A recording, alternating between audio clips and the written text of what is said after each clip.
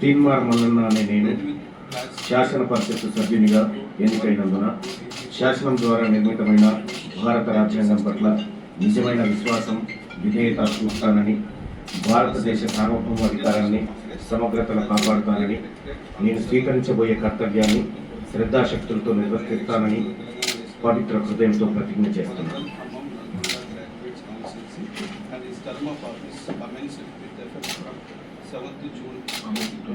తెలంగాణ శాసన పరిషత్తు సభ్యుడినైన తీన్మార్ మల్లన్న అనే నేను సభా నియమాలకు కట్టుబడి ఉంటానని, వాటిని అనుసరిస్తానని, సభా మర్యాదలను పాటిస్తానని, సాంప్రదాయాలను గౌరవిస్తానని పవిత్ర హృదయంతో ప్రతిజ్ఞ చేస్తున్నాను.